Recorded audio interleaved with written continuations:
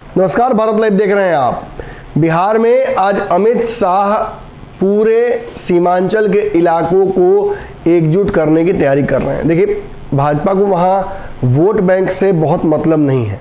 भाजपा एक मैसेज देना चाहती है, जहाँ एक तरफ महागठबंधन बिहार में बना है उसे मैसेज देना चाहती है। साथ ही साथ खबर ये भी आ रही है कि CA/NRC को लेकर भाजपा अब चढ़ाई शुरू करेगी, जिसके बाद जो मुख्य इलाके हैं जहां पर बताया जाता है तथाकथित रूप से कि घुसपैठ होता है, उन इलाकों को अमित शाह खुद पहुंचकर कहीं ना कहीं एक मैसेज देना चाहते हैं कि अब बिहार में भाजपा अपनी रणनीति पर काम करेगी। वैसे भी भाजपा लगातार नीतीश कुमार के साथ गठबंधन में भी थी, तब भी इन मुद्दों पर वो नीतीश कुमार से बिल्कुल अलग राय रखती थी। अब चूँकि नरेंद्र मोदी बिहार आए हैं, भाजपा अपनी रणनीतियों को लेकर खुलकर सामने आई है। ऐसे में बताया जा रहा है कि रिलीजियस पोलराइजेशन के तहत बिहार में भी भाजपा तैयारी शुरू कर देगी 2024 के चुनाव की। 24 का चुनाव नरेंद्र मोदी के लिए बहुत महत्वपूर्ण है। एंटी इनकम्बेंसी उनके खिलाफ लागू होगी। कई मुद्दों पर लगातार जो कांग्रेस है पूरे देश में घूम घूम कर राहुल गांधी भारत जोड़ो यात्रा के तहत एक्सपोज कर रहे हैं, पोल खोल रहे हैं प्रधानमंत्री नरेंद्र मोदी का। कई वादे हैं, रोजगार से लेकर आम जीवन में लोगों के जो सुधार करने थे उन सभी को लेकर, महंगाई कम करनी थी, भ्रष्टाचार कम करना था, इन सब को लेकर लगातार कांग्रेस घेर रही है नरेंद्र मोदी को। लेकिन अमित शाह की इस रैली ने बिहार में एक अलग चैप्टर लिखने की कोशिश की है।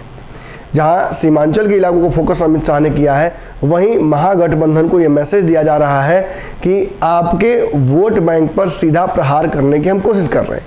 लेकिन जहां एक तरफ बिहार में अमित शाह की रैली हो रही है, वहीं बिहार में इस रैली को लेकर खासा उत्साह भाजपा के नेताओं में देखा जा रहा है। लेकिन भाजपा के सहयोगियों की बात क्या? बिहार में भाजपा के एकमात्र सहयोगी पशुपति पारस हैं। कायदे से तो भाजपा ने कई अलग अलग छोटे बड़े पार्टियों को, जो दोनों गठबंधनों में फिलहाल नहीं है, मौका दिया है, ऑफर दिया है, उन्हें आने का इनविटेशन दिया है। लेकिन खबर यह आ रही है कि जहां एक तरफ अमित शाह अपनी रैली कर रहे हैं, वहीं अपनी रैली की तैयारी मुकेश सहनी उत्तर प्रदेश में करने की तैयारी कर रहे हैं। वहीं चिराग पासवान, जिनके बारे में बताया जा रहा था कि वो जल्दी ही NDA का हिस्सा बन जाएंगे, जो शर्तें उन्होंने रखी थी उन शर्तों पर भी भाजपा लगभग राजी हो गई थी। लेकिन जो एक शर्त पशुपति पारस को लेकर थी, उस शर्त को लेकर भाजपा को कहीं ना कहीं परेशानी थी, और आज उसी शर्त की वजह से, और जो लगातार इस शर्त पर स्टबर्नेस है चिराग पासवान का, उसकी वजह से मामला बिगड़ता नजर आ रहा है।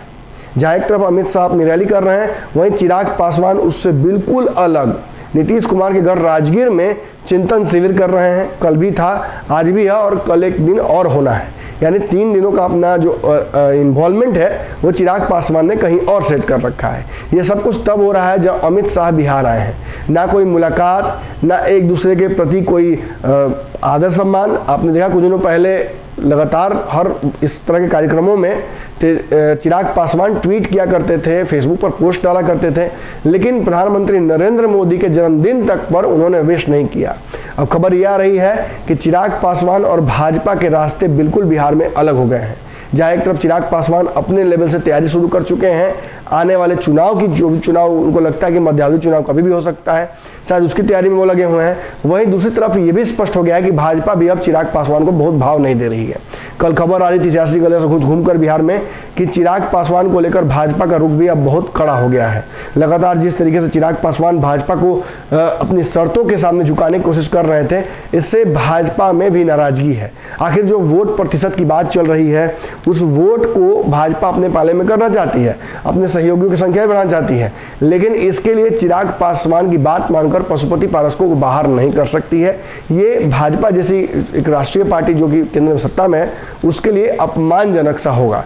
ऐसी स्थिति में चिराग पासवान अपनी ढपनी अपना राग, अमित शाह और भाजपा अपनी ढपनी अपना राग, यानी इन दोनों के बीच अब गठबंधन होता हुआ फिलहाल कम से कम नहीं दिख रहा है। ऐसी स्थिति में चिराग पासवान को भी ये बड़ा झटका लग सकता है, क्योंकि ये उम्मीद थी कि वो जैसे ही इस गठबंधन की तरफ आएंगे, उन्हें केंद्रीय मंत्री भी बनाया जाएगा और उनकी पार्टी का जो एक पुराना ताकत था उसे भी रिस्टोर करने में भाजपा मदद करेगी। लेकिन चिराग पासवान शायद अब अपने रास्ते चलना चाहते हैं और बिहार में अपने दम पर जो माहौल है वो बनाने की कोशिश कर रहे हैं। ऐसे में नज़र हमारी लगातार भाजपा और चिराग पासवान के इस गठजोड़ पर रहेगी। ये हो पाता है कि नहीं, लेकिन फिलहाल जो खबर आ रही है उस आधार पर दोनों अपने अपने रास्ते बढ़ चुके हैं।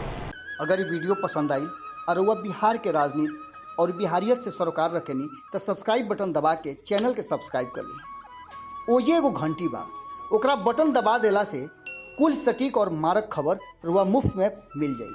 अगर रुआ पत्रकारिता के हमनी के नया प्रयोग में सहयोग कर चाहतानी तो ज्वाइन बटन दबा दी। पेटीएम नंबर नोट कर ली 938681